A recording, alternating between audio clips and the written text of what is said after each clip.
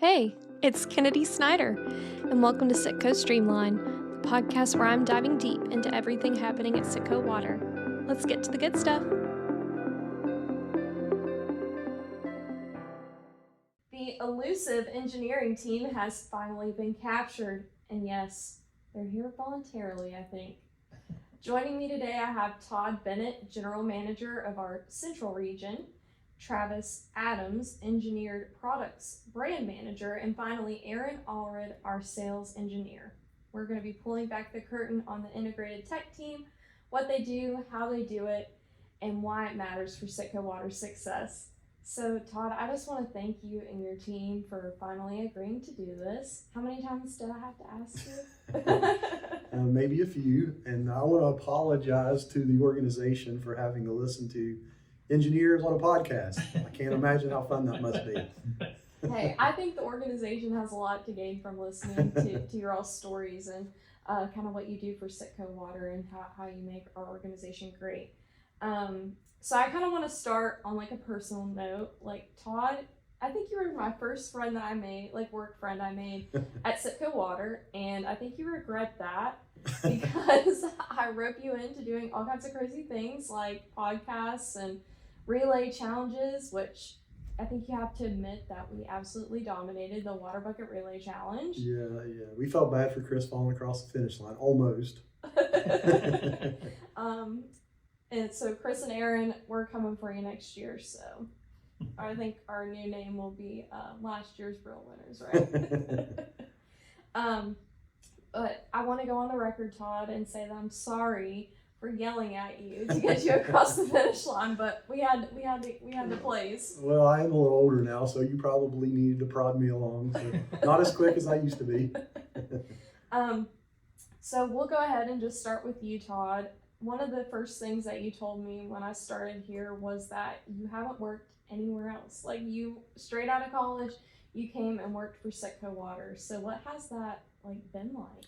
Yeah, it's true. Of course, just like most kids, I mowed yards when I was younger and worked at a restaurant.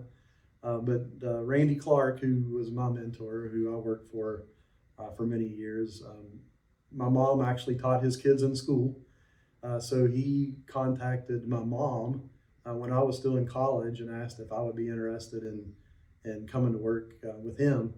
I had no idea what that meant. I knew it was a job opportunity at the time. So he contacted me, talked to me about what this might be, and I came in for what I thought was an interview, dressed in a coat and tie, and Alan was in a pair of dirty old jeans and a t-shirt that was definitely been in too many chlorine battles.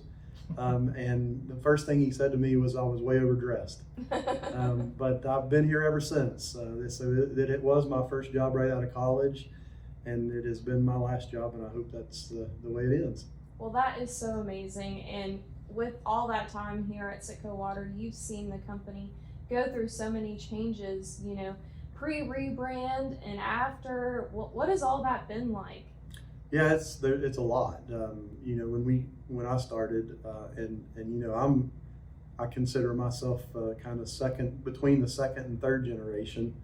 I was kind of in that gap, but the growth has been amazing. Things have changed, but really the way that we care for each other, the culture that we created still exists. I've said to others that we didn't have the line in our why statement when I started, but it's not any different than it was back then. So even though there's been an enormous amount of change as far as the growth and the number of people and the people that have come and gone, the real reason for why we exist and what we do has been the same from the beginning. Wow, that is just so great to hear. And you mentioned that why statement. Could you go a little bit in depth about that and maybe tell our listeners who aren't aware what that is and why it matters? Yeah, so the statement is to really talk about who we are as an organization. And we've said for a long time, yes, we're all in on the water and wastewater, but what we're really in on is our people. It's always been about our people. And what our job is and what our why is to make sure that we are doing the things that give our people opportunities, give our people the chance to take care of their families, give them a chance to grow into their positions and their roles and their dreams within this organization. And while we do that, to still take care of our customer and provide happy customers at the end of the day. That is so great. Thank you for explaining that. And even with the culture still staying the same, you know, we've had changes in leadership, but it's all within the same family, the Morrison family, and you've grown to become a significant leader yourself. So could you speak a little bit about leadership and how those changes have got you where you are today? Yeah, so I was just blessed to have amazing leadership as I grew into the company. I had two guys specifically in my world, the engineering world, that have been not only leaders in my life, but really lifelong people that I looked up to, people that have been heroes in my life, in Alan and Randy.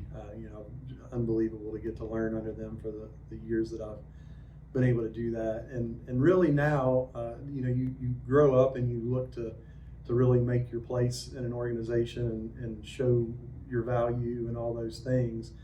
And at some point you learn that now it's about not what you have become, but what you can do for the next generation and next younger group coming in. So that's really what's changed for me is to try to take things that I learned from the leadership and the mentors that I had and the heroes that I still look up to. You know, Alan's still here and I go to all the time. Randy and I get to be golf buddies on the weekend. But those things that you learn as you're growing, to be able to put them back into use as you get older is where I'm at in my career now.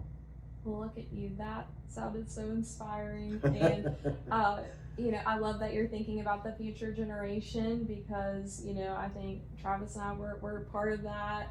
We're the younger ones here, and just that you all care about leaving CITCO Water in good hands one day is, I think, really important and awesome.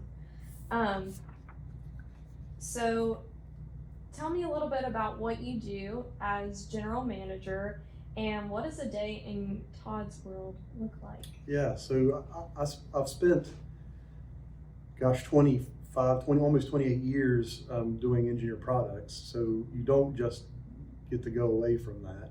And I'm thankful that I don't, because I love that part of it. I love developing solutions and helping people find the right products for their applications and all those things, the technical side of it. But now I get to do more of participating with our sales organization, participating with our operations teams, and really, even though that our territory is the largest territory, it's also got the most experience.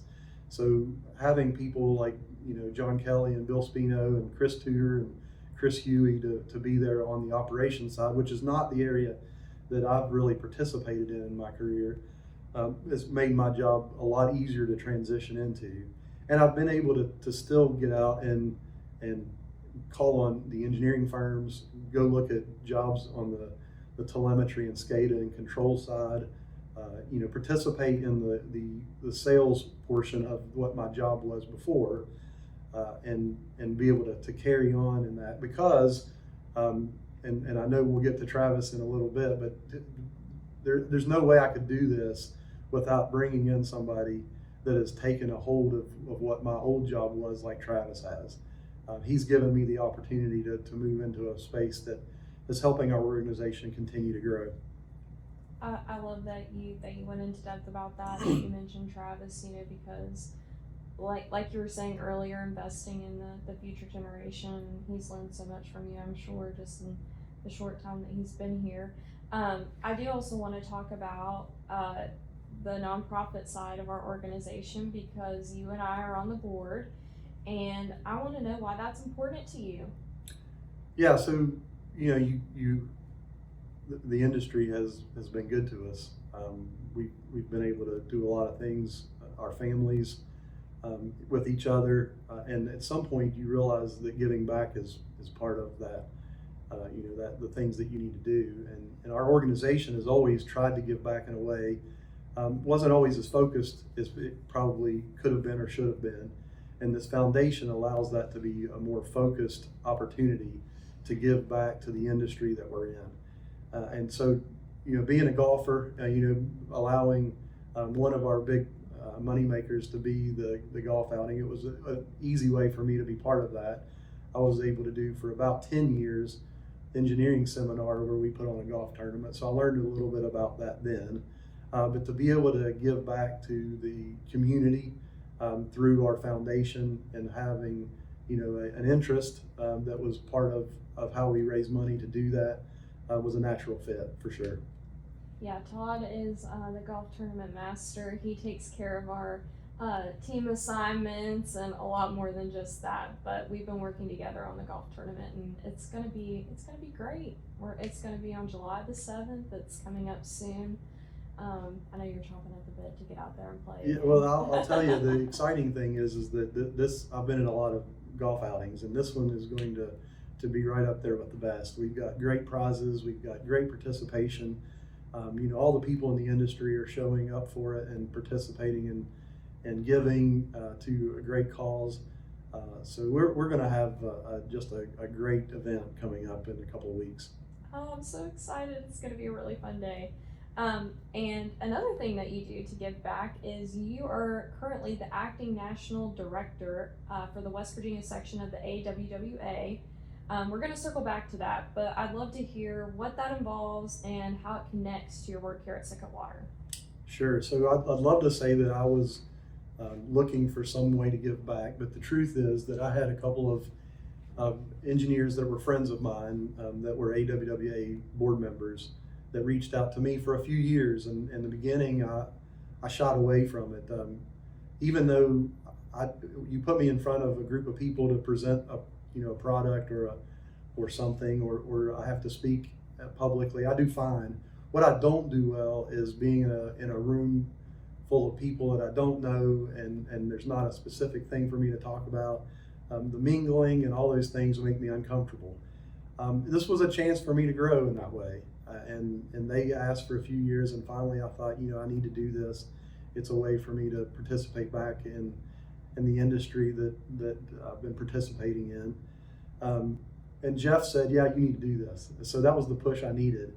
And since then, the beginning was a little tough for me, but the relationships that have been built through that organization, the friendships that I've made, and then the business relationships with all of the right people in the state that are participating with AWWA has been very valuable for our organization as well. So it's the national director position is new to me, and as you said, we'll circle back to that in a little bit, but the beginning of it, participating on the board for the local section, really got that all started.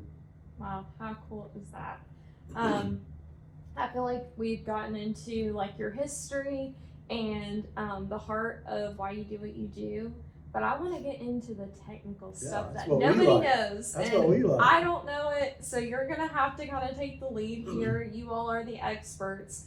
But why don't we just start with what is Integrated Tech Brand? And I just want to preface this with Todd prepped me with all of these bullet points of what we needed to talk about this. So if it sounds like I'm reading them off of paper, it's because I am. So yes, enlighten all of us. What is Integrated Tech Brand? Yeah, so Integrated Tech is really about applying the products that we have to be a solution to the problems that the industry has. And we have a really good representation of product lines, manufacturers that we're tasked with selling their products that we can apply to the industry issues, whether it be hydraulics or controls or any kind of communications, instrumentation. That's what we do. We find a way hydraulically, electrically, mechanically to find solutions, not just the specific solution, but a system that will put together a solution for our customers. Okay, I will nod and pretend I grasped all of that. So you kind of went into what it consists of, the hydraulics, the mechanical side, the technical side of things. Have we always had an engineered products brand, or is that something new that started? Yeah, so it's relatively new. I guess new, if you say 40 years ago, is new, because we go back a lot longer than that. But Alan and Randy and others started that group representing companies that needed representation in our area. West Virginia is not the largest area to come into as a market, so we were tasked with that.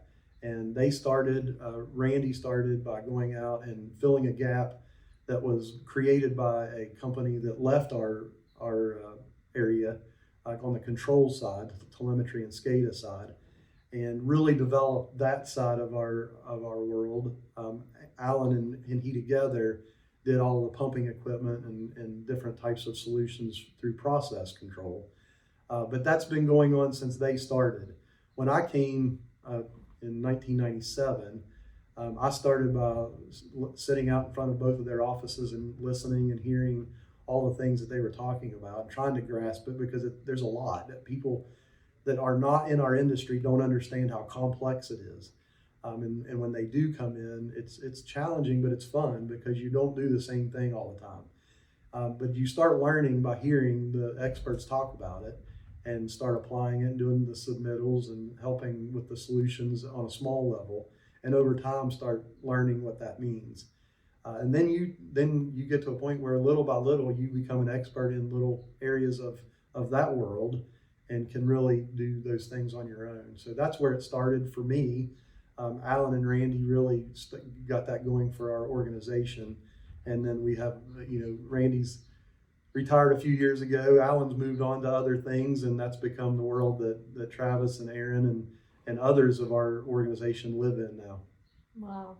So you kind of threw out some, what I feel like are buzzwords for engineering, like telemetry. Is that right? And SCADA. Yeah. Can you kind of give some basic level definitions so that way those who are listening who don't know can kind of get a better idea of what y'all are talking about? Yeah, sure. So, a lot of what we do is pumping equipment. you have, when you pump water to somewhere.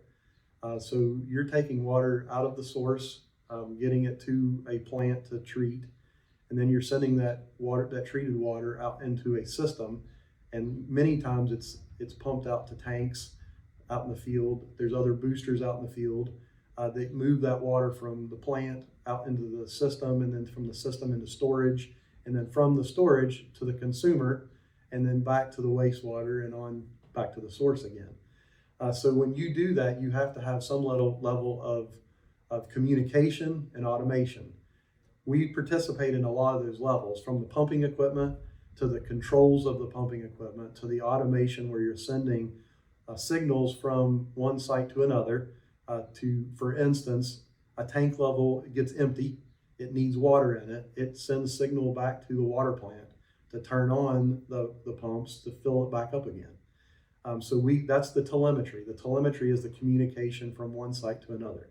Just like in a hospital where they have people sitting at a staffing table and get all of the information from their patients, we're getting all the informations back from the booster stations and the tank sites and the valve stations back to the office where somebody like an operator is working, so that can be monitored, but also automated so that they don't have to run out and turn switches to turn things on. So the telemetry is the communication portion of that. The SCADA, which is supervisory control and data acquisition, is that sitting in front of a graphical screen that we get all that data back and make decisions either through automation or through the operator making decisions on a graphical representation. So you all kind of are like the behind the scenes workers of everything that gets the information and everything. Yeah, it's the way that the operators are able to see everything going on in their system and reacting to it, automating that process. If there's an alarm condition that goes off, if a pump doesn't turn on, if a valve doesn't operate, it'll send an alarm back so that they know where they need to go. Their staffing now, instead of running all over the roads trying to turn things on and off, can now focus on other things that are more important for them to focus on. So yeah, that's what we create. we can sit down with their engineer and their operator and whoever else in their distribution system and talk about what's important to them and customize it. So what they need to see, what they want to see, is what we give them. Wow, that is so cool. Now, I kind of want to switch gears to you guys because I feel like you all are just sitting here and you're like, when's it going to be my turn? So I kind of want to shine the spotlight on Aaron. So why don't you start telling me about your background and how you ended up at CITCO Water and kind of what you do here? Well, I guess I started out, my trade was electrical. It's what I took in college. And I worked in doing PLC programming and that for about probably 5 or 6 years on and off between a couple of different jobs, and really enjoyed that. I don't know that I planned on getting into PLC programming. It kind of found me rather than me find it.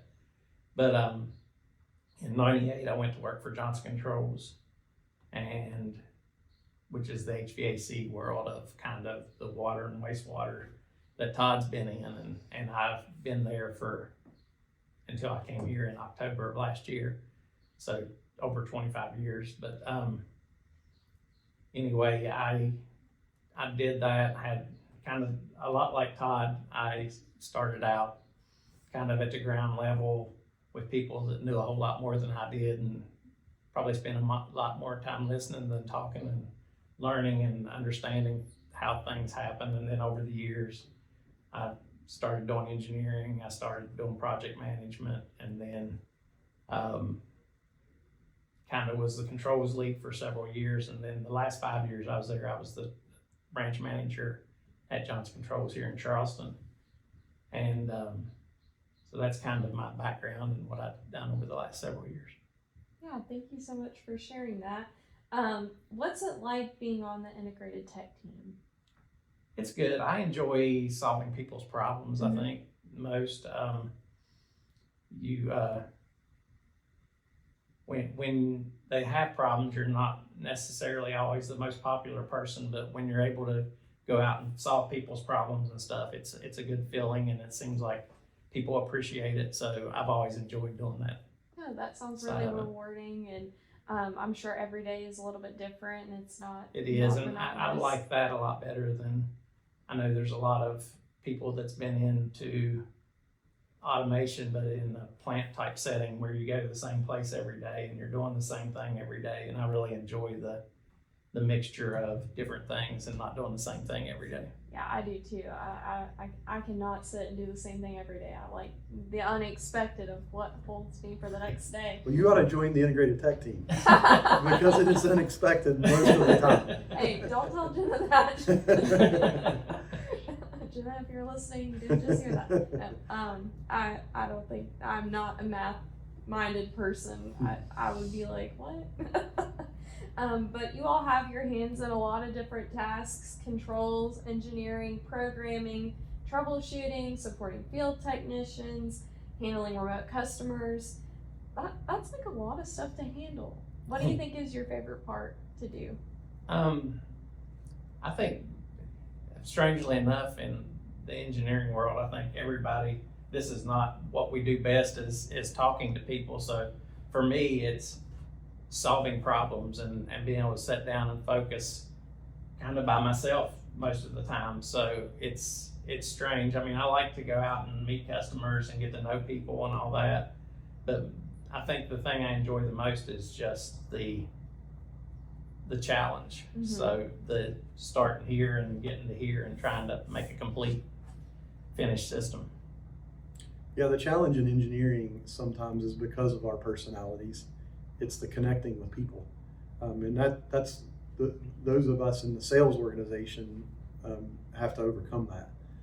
So that is a challenge, is learning and feeling our way through the connection with people, because ultimately that's what it's all about. And you're not designing and solving in a bubble. You're doing it for people, and so that's the challenge that it's hard to overcome in engineering is having that relations side as well. Yeah. I think over the years you develop relationships, because I can remember when I first started at Johnson Controls, I was I actually got offered a sales position at Johnson Controls not very long into my career, and I'm like, I'm not a salesperson, because I didn't see myself going out and talking to people, but the years of working with people and getting to know people and people having the trust in you to know that you are going to solve their problems and know what they need, you get to a point where, you know, later they're like, you're a great salesperson. I'm like, I don't feel like I'm a great salesperson, but Yeah, but you're a solutions person. solutions person, That's right. more than a salesperson. Yeah. And maybe in some instances that's better to be, you Right. know? It's a lot more fun to sell a solution than to go out and try to hard sell somebody on a product. Well, I was going to say it's the difference in being bringing a solution or being like a used car salesman. Mm-hmm. You need this car because of this. You Yeah. know, you don't have to do that if you're giving them a solution and explaining to them why this is the best option for them. Yeah, and that's a lot of what our whole organization gets to sell is a solution. You know, you're not just selling, you know, everybody has a car to sell. You're selling a solution and the value added services that the whole organization gets to sell. So that differentiates us. This part of who we are, the engineering team, differentiates us for our sales staff to be able to sell a solution than instead of just try to sell on price against another provider out there. Hey, we're solutions driven. That's right. Commitment given. That's right. That's right. Speaking of commitments. Yeah, I hear that you are a grandpa now, is that right? I am, yes. Oh my gosh, you have to tell us all about that. So my daughter's 28. She's in Morgantown. She went to school up there, graduated in 2019, and she owns a little donut shop up there now. So that was interesting process, but then we found out last year she was pregnant. She had her baby in February, so we have a 6-month-old granddaughter now, and she's just something else. What's her name? Stella Grace. Oh, that's really pretty. I love that. And do you get to like sample all the donuts from your daughter's shop when you go up there? I can, but I'm not a big sweet eater, so I probably, Really? strangely enough, I probably ate less donuts than most people that have a daughter that owns a donut shop. I have strategically tried to find ways for him to be around the Morgantown area there. Oh, that's nice that you have a boss that wants you to be with your family. That's awesome. All right, now it's on to Travis. We're transitioning. You're transitioning from sales engineering to being an engineered products brand manager. Well, what does that mean, and what does that mean for you? Well, it was a big change in role. I mean, I was doing a lot of the same things, but it's a lot more responsibility. Instead of having someone to fully assist with that, it's my responsibility. You know, I have to manage our projects, make sure we're getting bids out and stuff like that. But it's definitely a challenge, and I was willing to accept that challenge. And you know, I think I would get bored if it wasn't. But I've really enjoyed it, and it means a lot to me that people have so much faith in me in just the short time that I've been here. That's awesome. Hey, challenge accepted. It's like the definition of that, right? So how did your background lead you to this moment? Where did you come from? What interests you about CITCO Water? Give us some insight. So I have my uncle Scott Segraves to thank for the opportunity to come here. You know, I was at Marshall. I was a civil engineer. That's what I studied in. And he messaged me one day. He said, "Man, Todd is just miserable. He needs some help." He said he needs somebody to come. He said you would be great. You'd be a perfect fit. And you know, I never saw myself as doing sales as an engineer. Like, I just didn't think that's what you're supposed to do. You're an engineer. You're supposed to go design things. But once I got into it, I realized I wouldn't want to do anything else. So I really enjoyed it. Yeah, let's clarify misery. I was a little overwhelmed when Randy retired, and we had a couple of guys that moved on to other places. They got heavy, and Travis coming on and assisting with that. I remember the day of telling him, "I'll pour myself into you if you're going to stick with me." And that's where we've been. He's stepped up. He's taken all the responsibility, a lot of responsibility, so that I can do the things that would need to be done on the other end. So yeah, he came at an awesome time, and unexpectedly grabbed a hold of the things that really needed to be grabbed a hold of. And I was overwhelmed to a point where probably wasn't able to give everybody, our customers, our salespeople, everything they needed when they needed it. And he was able to come in and help me clean up some of my messes. That's for sure. Like drinking from the fire hydrant, as we like to say. Like drinking from a fire hydrant. That's right. Oh my gosh, that's a nice thing. I don't know how I can use that in my everyday life, but I'm gonna pocket that one away. And I love like this dynamic that you guys have. Is he like your work son? Well, he's of the age of my kids, so yeah, there was a couple of times in the beginning where I would be like, oh my gosh, the frustration of talking to somebody new, and then I would think, he is my daughter's age. I completely connect it. But on the other side, it's the fresh ideas. It's he's not afraid to challenge things that have been the way that it's always been, and I love that. Not usually wrong. There was reasons we did it the way we did it, right? But yeah, it's been a great dynamic. We've been able to get together in a really positive way in a work atmosphere, but enjoy each other to go to lunch or to occasionally go to the golf course or whatever it might be. So yeah, I'm really thankful to have Travis on the team.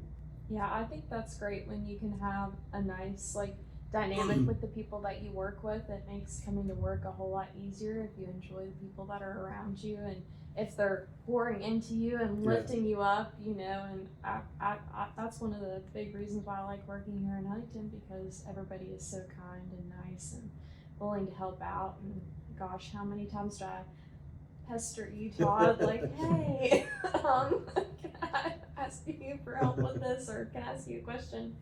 No, you all are just great. And I kind of want to elaborate on some things that are going on in your personal life that are also wins, in addition to your big promotion.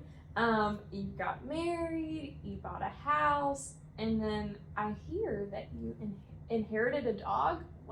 How does one inherit a dog? Inherited, I kind of think it's abduction. But yeah, I got married to my wife, Drew. She's awesome. I love her. Then we bought a house, and before she moved in, she had this adorable black lab come to her house, and he had a collar on though, and she was like, whose dog is this? And she found the owner, she messaged him and said, hey, your dog's over here. And the owner was like, well, if he comes back, keep him. And we were like, okay. And the very next day he came, and we took his collar off and took him inside, gave him a big old bath, and his name is Poncho. Wild child. Was that his previous name, or did you rename it? Okay. That was his old name, and it's confusing for dogs if you change your name. Right. I didn't want to do that. But that's still a cute name. It's cute. I think we need to get another dog and name it Lefty. I feel like that's a joke that I don't get. I'm just laughing along because I don't know what it means. It's an old country song. Okay. We can tell Kennedy doesn't listen to old school country. Todd, I'm going to circle back to you because I can just tell that you're dying to talk again. Oh, you can't stay silent to love save your this. life. I love the lighting, microphones in our face. You do. He was so excited when he came in today. He's like, I can't wait for our podcast. I'm going to be a star. I'm an overnight sensation. How have you been able to integrate your role as general manager to also your responsibilities with the tech team? I know that the integrated tech team, I know you've already kind of talked about that a little bit, but how do you balance it all? Yeah, so the day-to-day operations, the things that I used to do, Travis is doing. that's the biggest part of it, is the work, the entering of the sales orders and the bids, and tracking down stuff. Travis is doing all that now, so that's taken a large level of requirements off my table. I still get to be involved because there's answers, right? There's still answers that need to be given.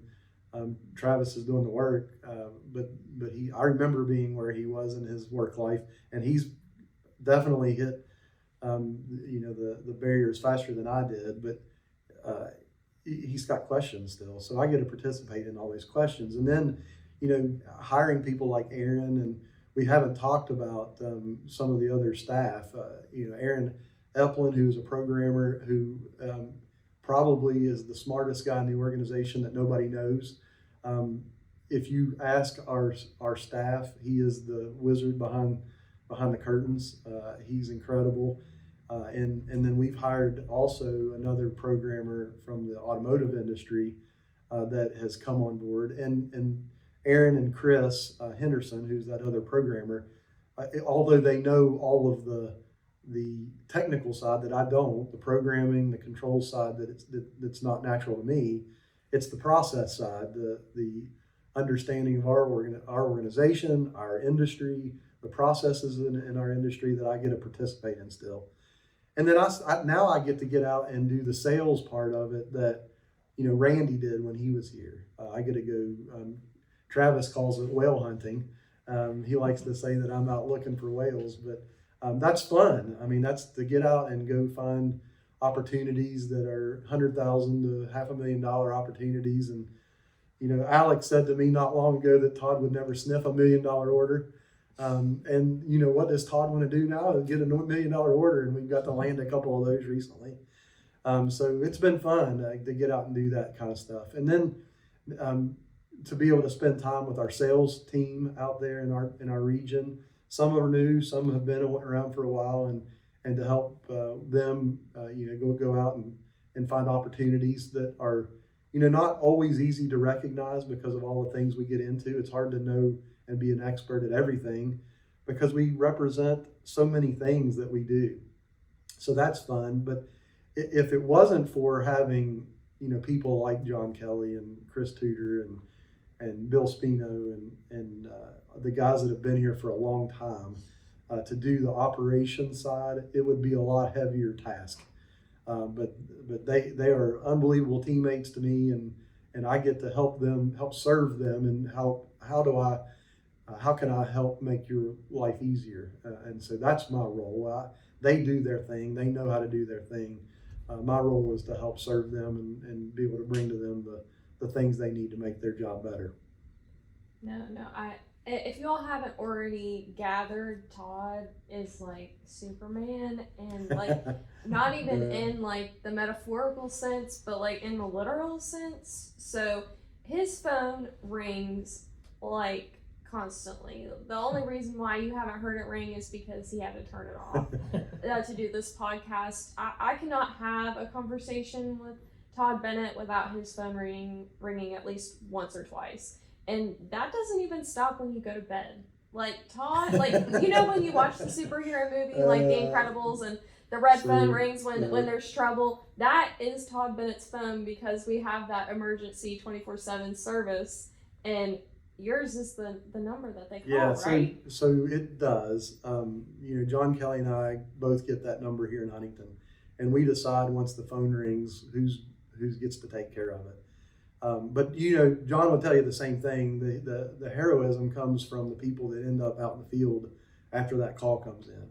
We're the guy that gets the call, but the guy that has to put on his boots and his clothes and head out the door at whatever time it is, and whatever the job is the hero.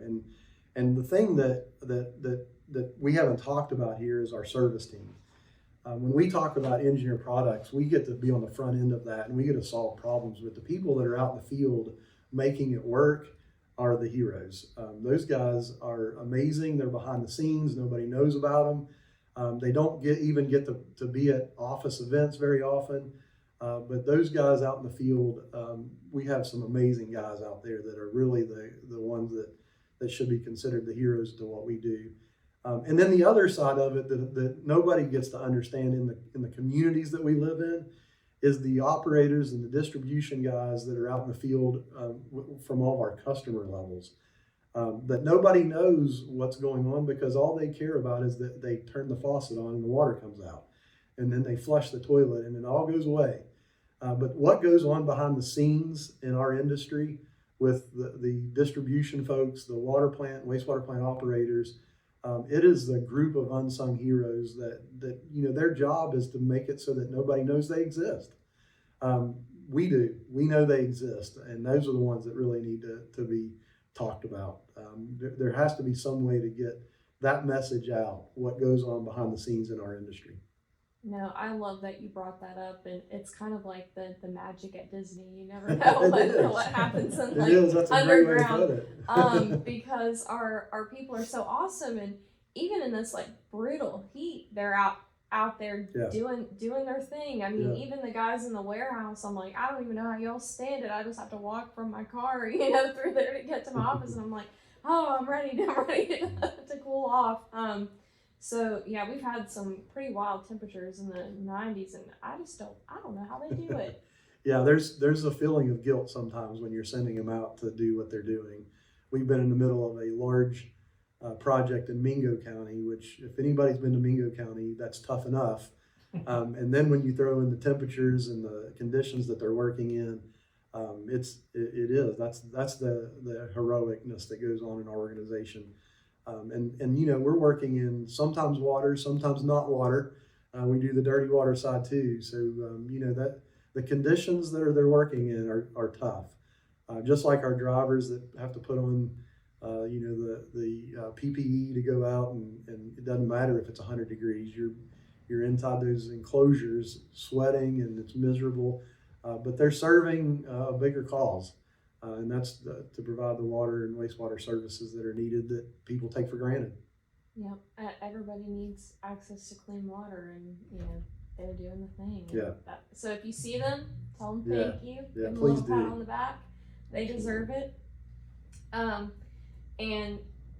kind of switching gears back to the AWWA, which I don't know if you told us what the acronym means, but if someone doesn't know, can you tell us what the AWWA is? AWWA is American Water Works Association. They're tasked and participate in many things, but the standards in our organizations, the standards in our industry, the AWWA puts together. The Clean Drinking Water Act, it's 51 years old now. The American Water Works Association developed that to have a standard that applies to all of our lives now, and we still participate. You go to these organizations and you don't really know what to expect, but there are heavy topics in the room. We're tasked with guiding the federal government and some of their bills and how they reach out and work with the people that are in the EPA that are putting together how we look at the drinking water and the wastewater going back into our streams. And sometimes there's overreach, right? And so we help provide some guidance in the AWWA at a national level, from things like PFAS, that's a hot topic right now, the Drinking Water Act back in the early days, and then the copper and lead rulings of today. So the organization gets involved when maybe to represent the membership and the industry at the governmental level, lobbying to make sure that what they think is right is given a little bit of perspective from the industry's side of it. No, thank you for giving us some insight about that.